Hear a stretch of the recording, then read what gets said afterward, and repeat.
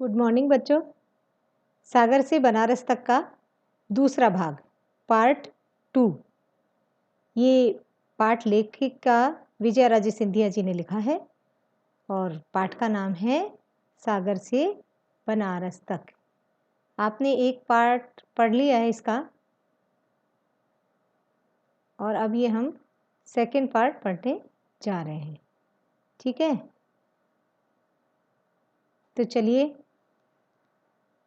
विजयाराजे सिंधिया जी एक अच्छे परिवार में जन्मी थी। गरीब परिवार नहीं था, समृद्ध परिवार था। समृद्ध परिवार यानी अमीर परिवार, राजघराना था। तो उनके कोई भी काम वो अपने आप नहीं करती थी, उनके सारे काम कौन करते थे? उनके नौकर जाकर करते थे। और जब वो वहाँ गई हॉस्टल में, छात्रावास में रहने, तो उनको सारा काम अपने आप ही करना पड़ा। इस कारण उन्हें शुरू में तो बड़ी असुविधा हुई, लेकिन बाद में उनको इस बात की आदत पड़ गई, अनुशासित जीवन जीने की का उनका जो है वो व्यवहार में आ गया। उनने मन से उसको अपना लिया। उनके पहले वाले पार्ट में हमने पढ़ा था कि उनके पिता तो उनकी जल्दी शादी करना चाहते थे, क्योंकि उनके परिवार में यही परंपरा थी कि लड़कियों को उच्च शिक्षा नहीं दिलाकर उनकी शादी जल्दी कर देते थे। लेकिन उनके एक मित्र थे चौधरी साहब, और वो बांदा में रहते थे। तो लेखिका को लेकर, विजयाराजे जी को लेकर इनके पिता जब चौधरी साहब के घर गए, तो वहाँ पर चौधरी साहब ने इनके पिता को ये मनवा लिया कि विजयाराजे जी को उच्च शिक्षा दिलवाई जाए, और वो बनारस में एनी बेसेंट जो थी उनके द्वारा संचालित एक महिला कॉलेज था, उसके अंदर इनका दाखिला यानी एडमिशन करा दिया। विजयाराजे जी को छात्रावास का सादा जीवन और सहपाठियों की सादगी और शाकाहारी भोजन अपनाने में पहले तो थोड़ा लगा कि भाई ये कैसे होगा, लेकिन बाद में उन्हें बिल्कुल भी संकोच नहीं हुआ और वो 2 वर्ष तक के वहाँ रही हॉस्टल में। और उन 2 वर्ष के दौरान उनकी सोच और उनकी विचारधारा और उनकी जीवन शैली बिल्कुल बदल सी गई थी। इस तरह ये हमने पहला भाग जो पढ़ा था उसमें ये सारी चीज़ें हमने जान ली थी। आइए अब हम पढ़ते हैं इसका दूसरा भाग। हमने पढ़ा था कि लेखिका विजयाराजे जी ने बताया कि बेसेंट कॉलेज में सादा जीवन उच्च विचार का नियम चलता था, और जब वह वहाँ के नियम की कठोरता को अपने मन से स्वीकार करती, तब तक थोड़े दिन निकल गए थे, थोड़ा समय चला गया था। गंगा का पानी बहुत आगे बह जाना यानी बहुत समय निकल जाना, बहुत दिन हो जाना। उन दिनों सादगी भरा जीवन और मितव्ययिता का व्रत अकेले बेसेंट कॉलेज ने ही नहीं लिया था। महात्मा गांधी ने अपने अहिंसक संग्राम में इसी अमोघ अस्त्र का उपयोग किया था। यानी उनके कॉलेज में ही केवल ये सादगी भरे जीवन और मितव्ययिता का नियम नहीं चलता था, बल्कि महात्मा गांधी ने पूरे देश में इस तरह का सादा जीवन, सादगी भरा जीवन और मितव्ययी यानी कम खर्च करने की जो आदत थी उसको अपनाने के लिए मना लिया था। महात्मा गांधी जी ने अहिंसक संग्राम में इसी अमोघ अस्त्र का उपयोग किया था। कौन सा अमोघ अस्त्र? कौन सा है? अचूक अस्त्र। ये सादा जीवन और मितव्ययिता, कम खर्च करना और स्वदेशी अपनाना, सादगीपूर्ण जीवन जीना, विदेशी कपड़े नहीं पहनना, विदेशी चीज़ों को काम में नहीं लेना, इस तरह के जो नियम थे वो गांधी जी के आह्वान पर, गांधी जी के द्वारा लोगों को बताए जाने पर सब लोगों ने ही इस तरह के जीवन को अपना लिया था। गांधी जी ने देश के लाखों करोड़ों लोगों को इस तरह राजी कर लिया कि वो अपने विदेशी कपड़ों की होली जलाकर यानी उनको जलाकर और सादगी भरा जीवन जीने का नियम ले लें। व्रत लिया यानी नियम लिया। मैं इसकी अपवाद बनी रही, यानी लेखिका ने बहुत दिनों तक इस नियम को नहीं अपनाया कि उन्होंने अपने विदेशी जो रेशमी कपड़े थे उनको नहीं वो छोड़ पाई, तो अपवाद बनी रही, एक्सेप्शन है ना, एक्सेप्शन बनी रही, यानी इस बात में वो शामिल नहीं हुई। कीमती साड़ियों और आभूषणों का मुझे बेहद शौक था। इसमें है कि गहने उन्हें बहुत पसंद थे और महंगी साड़ियाँ जो थी वो भी उन्हें बहुत पसंद थी। बेहद यानी बहुत ज़्यादा, हद से ज़्यादा। परंतु छात्रावास में रहते हुए मुझे ये अनुभूति होने लगी कि अन्य छात्राओं की भांति मुझे भी सादगी से जीवन यापन करना चाहिए। लेकिन धीरे धीरे उनके मन में ये बात बैठ गई कि ये दूसरी लड़कियां भी तो सादगी से रहती हैं, तो अन्य यानी दूसरी छात्राओं यानी लड़कियां जो पढ़ने वाली लड़कियां थी, उन छात्राओं की तरह भांति यानी तरह मुझे भी यानी विजया राजे सिंधिया जी को भी सादगी से जीवन यापन करना चाहिए, सादगी से जीवन जीना चाहिए।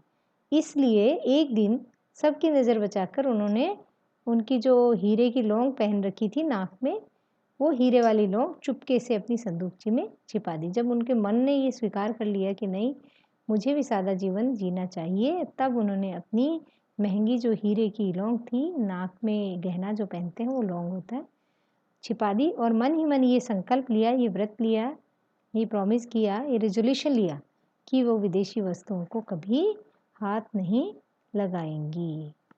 उन्होंने विदेशी वस्तुओं का बहिष्कार करने की मन में ठान ली।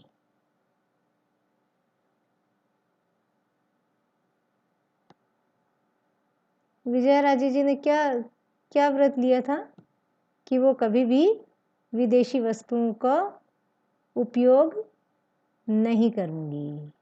मेरे पास फ्रांस और इटली की बनी अनेक कीमती साड़ियाँ थीं। वे सब भी समेट कर बक्से में डाल दी और बाजार जाकर 5-7 नई सूती साड़ियाँ खरीद लाई तथा उनसे मेल खाते ब्लाउज के कपड़े भी। पूरी रात जगकर एक ब्लाउज की सिलाई भी कर ली। यानी विजया राजे सिंधिया जी ने जब मन से स्वीकार कर लिया कि उन्हें विदेशी वस्तुओं का उपयोग नहीं करना है, तो उन्होंने अपने फ्रांस, इटली की बनी हुई अनेक कीमती जो साड़ियाँ थी वो सब समेट कर एक बक्से में रख दी और बाजार से जाकर नई सूती साड़ियाँ खरीद लाई और उनसे मेल खाते ब्लाउज़ के कपड़े भी ले आई और खुद ने रात भर जगकर एक ब्लाउज़ की सिलाई भी कर ली। कॉलेज की प्राध्यापिकाएं सादे रहन सहन के व्रत को किस निष्ठा से निभा रही थी, इसका एहसास मुझे उनके साथ बाजार जाते समय हुआ। लेखिका जब अपने कपड़े लेने के लिए प्राध्यापिकाओं के साथ में, अपनी टीचर के साथ में बाजार गई, तब उन्हें पता चला कि वो लड़कियां ही नहीं, प्राध्यापिकाएं भी सादे रहन सहन के व्रत को बड़े नियम से निभाती थी, मन से निभा रही थी और छात्रावास के नियमों का भी वे बड़ी आस्था के साथ पालन करती थी। कौन करती थी? उनकी जो मैडम थी, उनकी प्राध्यापिकाएं थी, प्र प्लस अध्यापिकाएं, प्र उपसर्ग लगाए इसके अंदर। नियमों का भी वे कितनी आस्था के साथ पालन करती थी, ये भी उनकी समझ में आ गया। किसी भी छात्रा को बाजार जाते समय अपने साथ एक प्राध्यापिका को ले जाने के छात्रावास के नियम का पालन करता पड़ता था। उनके हॉस्टल में ये नियम था कि लड़कियां अकेली बाजार नहीं जाती, जाते समय अपनी एक टीचर को, प्राध्यापिका को साथ ले जाती थी। परंतु मार्ग वे स्वयं करती थी, लेकिन रास्ते में जो खर्चा किराया लगता था वह प्राध्यापिका जो साथ जाती थी वही देती थी। बाजार जाने की ये शर्त वह पहले ही मनवा लेती थी। इससे छात्राएं संकोच अनुभव करती थी। बाजार जाने के लिए ये वाली शर्त कि भाई रास्ते का खर्चा, किराया है वो मैम देंगी, इस बात से लड़कियों को संकोच होता था कि मैम को बार बार कैसे कहें कि आप हमारे साथ चलो। आज जैसी बसें या टैक्सियां उन दिनों नहीं चलती थी। तांगे या इक्के में बैठकर ही बाजार जाना पड़ता था। वहाँ ट्रांसपोर्टेशन के लिए आज जैसी टैक्सियां और बसें या कारें, इस तरह का साधन नहीं था। वहाँ तांगा और इक्का ही रहता जिसमें बैठकर उन्हें बाजार जाना पड़ता था। कॉलेज की कोई छात्रा तांगे वाले के निकट बैठ नहीं सकती थी। इस नियम का कठोरता से पालन किया और कराया जाता था। तांगे को चलाने के लिए जो तांगे वाला था, घोड़ा हाँकने के लिए, उसके पास वाली सीट पे सामने कोई लड़कियां कॉलेज की नहीं बैठ सकती थी, ऐसा नियम था। इस नियम को और कठोरता से पालन किया और कराया जाता था, किया भी जाता था।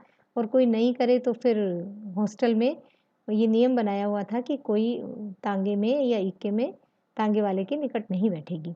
बाजार जाने के लिए हम लोग प्राय इक्के का प्रयोग करते, क्योंकि इसमें आसानी से 5-6 लड़कियां बैठ सकती थी। इक्का थोड़ा बड़ा होता तो उसमें बैठने की जगह ज़्यादा होती, फिर ये सस्ता भी पड़ता था। और क्योंकि एक साथ कई लड़कियां जाती थी तो किराया आपस में बांट लेती थी, तो उनके लिए वो सस्ता होता। तांगे में हमारी प्राध्यापिका की 2-3 लड़कियों के साथ बदन चुराकर बैठना पड़ता था। तांगे में जगह कम होती, तो यदि 2-3 लड़कियां साथ में जाएंगी तो अपने शरीर को थोड़ा सिकोड़ कर बैठना पड़ता था। बदन चुरा कर बैठना है, शरीर को सिकोड़ कर बैठना। इक्के में ये बात नहीं होती, इक्के में वो खुल के आराम से बैठ जाती, बहुत सारी जगह होती। फिर हमें अपनी प्राध्यापिका के भी 4 पैसे बचाने का संतोष मिलता था, क्योंकि किराया मैम देती थी और इससे उनको लगता था कि उन्हें बार-बार, अब 2-3 लड़कियाँ एक साथ जाएँगी तांगे में और बार-बार टीचर को साथ जाना पड़ेगा, तो बार-बार खर्च करना पड़ेगा। इसलिए विजया राजे जी कह रही हैं कि जब हम इक्के में जाते तो हमें अपनी प्राध्यापिका के भी 4 पैसे बचाने का संतोष मिलता था, यानी उनका कम खर्च होता, इससे भी हमें बड़ी संतुष्टि होती थी। कॉलेज के नियमानुसार छात्रावास के भोजनालय में केवल शाकाहारी व्यंजन परोसे जाते। मैं चातुर्मास के दिनों में शाकाहारी ही रहती आई थी, इसलिए मुझे विशेष कठिनाई नहीं हुई। विजया राजे जी कह रही हैं कि कॉलेज के नियम के अनुसार छात्रावास में जो खाना बनता था भोजनालय में, किचन में शाकाहारी यानी वेजिटेरियन व्यंजन यानी डिशेस परोसे जाते थे। और वो जो बारिश के 4 महीने होते हैं उनके दिनों में उनके घर में भी शाकाहारी व्यंजन ही बनते थे, शाकाहारी खाना ही बनता था, इसलिए उन्हें बहुत विशेष दिक्कत नहीं हुई शाकाहारी खाना खाने में। किंतु भोजन में विविधता नहीं थी, इन्हें गिने व्यंजन पकते और उसी की बार बार पुनरावृत्ति होती, वैरायटी नहीं थी खाने में। बार बार जो डिशेस बनती थी वही थोड़े थोड़े दिनों में उनका पुनरावृत्ति होती, उनके रिपीटेशन होता। भोजन में एक रूपता बनी रहने के कारण एक ही तरह का स्वाद, रसास्वादन मिलता, एक ही तरह का मुंह का स्वाद मिलता था। इसके विपरीत मेरे घर पर पकने वाले शाकाहारी व्यंजनों में विविधता रहती थी, तरह तरह के शाकाहारी व्यंजन बनाए जाते थे उनके घर में, क्योंकि वो राजघराने से थी, उनका घर समृद्ध परिवार था, वो कोई गरीब घर से नहीं थी, इसलिए उनके यहाँ बनने वाले शाकाहारी व्यंजनों में भी वैरायटी थी, विविधता थी, अनेक प्रकार के बनते थे। नानाविध रीति से पकाए उन व्यंजनों में जायकेदार स्वाद भी रहता था। जायकेदार यानी मुंह को अच्छा लगने वाला स्वादिष्ट भोजन था। मौसम और समयानुसार वह बदलता भी रहता। सबसे बड़ी बात यह है कि नाना प्रकार के व्यंजन पकते, नाना यानी बहुत तरह के, अनेक प्रकार के। इसके बावजूद भोजन के बारे में मेरी कभी कोई शिकायत नहीं रही। इतना होते हुए भी उन्होंने भोजन के बारे में कभी कोई शिकायत नहीं की कि उन्हें खाना अच्छा नहीं लगता या अच्छा नहीं बनता या एक ही तरह का स्वाद है। जबकि सादगी पसंद और पक्षधर छात्राओं की शिकायत मुखर होती रहती थी। जबकि देखने में जो सादा जीवन जीने वाली और सादा जीवन को वो कहने वाली कि सादा जीवन अच्छा होता है, उसका पक्ष लेने वाली, पक्षधर यानी उसका फेवर करने वाली, सादगीपूर्ण जीवन का फेवर करने वाली छात्राओं की शिकायत मुखर होती थी, यानी वो बोलती रहती थी कि खाना अच्छा नहीं है या खाना बेस्वाद है, एक ही तरह का स्वाद आता है, इस तरह की बातें वो ज़रूर करती थी। लेकिन विजया राजे जी ने खाने के लिए कोई शिकायत कभी।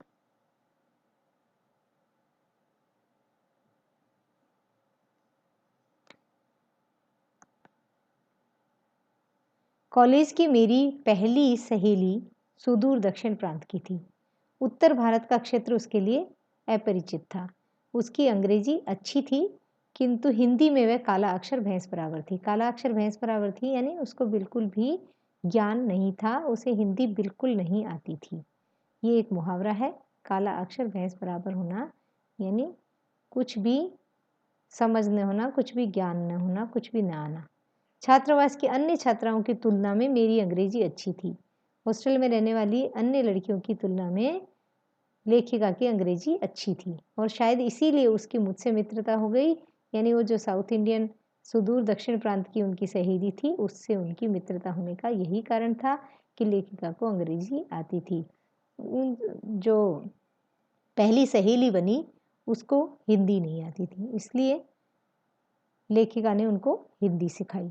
मैंने उसे हिंदी सिखानी शुरू कर दी और 3-4 महीने में ही वह सबके साथ हिंदी में बातचीत करने लग गई। इसी क्रम में 5-6 अन्य लड़कियां भी मेरी सहेलियां बन गई।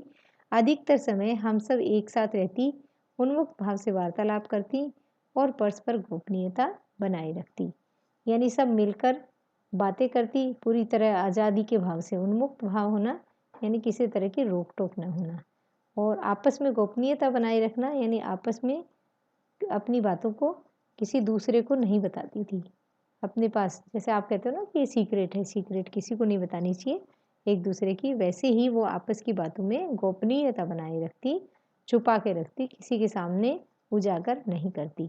2 साल कब और कैसे गुजर गए पता ही नहीं चला। इस बीच मेरे पिताजी का तबादला झांसी से मिर्ज़ापुर हो गया। मिर्ज़ापुर वाराणसी के निकट का स्टेशन था। उनके पिताजी का जो ट्रांसफ़र था वो झांसी से मिर्ज़ापुर हो गया। एक स्थान से दूसरे स्थान पर जब ट्रांसफ़र होता है तो उसको तबादला कहते हैं। मिर्ज़ापुर वाराणसी के निकट का स्टेशन था, अतः कॉलेज की छुट्टियों में मैं पिताजी के पास मिर्ज़ापुर आ गई। लेखिका मिर्ज़ापुर आ गई, कॉलेज की छुट्टियां जब हुई और उसके बाद में बनारस और मिर्ज़ापुर में बहुत दूरी नहीं थी, इसलिए वो फिर बाद में हॉस्टल में नहीं रही। इस तरह उनके 2 साल जो हॉस्टल में बीते उनकी यादें उन्होंने की हैं कि किस तरह उन्होंने अनुशासित जीवन जीना सीखा, स्वावलंबन अपने आप अपना काम करना सीखा और किस तरह उन्होंने पहले तो नहीं अपनाया लेकिन बाद में स्वदेशी चीज़ों को अपनाया, स्वदेशी विदेशी चीज़ों का बहिष्कार किया, उनको छोड़ा। अब शब्दार्थ देख लेते हैं। अल्प यानी थोड़ा, ये हमने पढ़ लिया था। प्रवास प्रदेश तथा अपने घर से अलग किसी दूसरे स्थान पर रहना। सर्वथा पूरी तरह है, उन्मुक्त पूरी तरह से आज़ाद, संकल्प इच्छा या दृढ़ता पूर्वक लिया गया निर्णय। रूढ़िगत प्रथाओं से बंधा हुआ, हमेशा के लिए साथ छोड़ देने वाले को कहते हैं तिलांजलि देना। नामांकन होता है नाम अंकित करना यानी एनरोलमेंट। परिवेश वातावरण, अभ्यस्त आदि। नुमाइश अनेक प्रकार की अद्भुत वस्तुओं का प्रदर्शन। प्रतीक उदाहरण, हृदयंगम करना किसी बात को पूरे मन से अपना लेना। मितव्ययिता कम खर्च करना, मित यानी कम, व्यय खर्च करना। अमोघ कभी ना चूकने वाला। आह्वान बुलावा। अनुभूति एहसास। इक्का एक घोड़े की गाड़ी। व्यंजन खाने पीने की चीजें। चातुर्मास वर्षा के 4 महीने। पुनरावृत्ति दोहराना। रसास्वादन किसी रस या चीज से मिलने वाला स्वाद। नानाविध अनेक प्रकार के। मुखर सामने आना या लाना या बोल के अपनी बात को कहना। सुदूर यानी बहुत दूर। गोपनीयता किसी बात अथवा वस्तु को पूरी तरह से छिपा कर रखने का भाव। बदन चुराकर यानी शरीर को सिकोड़कर। तबादला यानी कर्मचारी की एक स्थान से दूसरे स्थान पर बदली होना। ये सारे जो नए शब्द आए हैं इनको हमने इस पाठ में सीखा है, इसलिए इनके अर्थ भी जानना जरूरी है। आप इनको याद कर लीजिए ताकि आपको पाठ को समझने में आगे कोई कठिनाई न हो। तो बच्चों आपने ये शब्दार्थ अब तक याद कर लिए ही होंगे।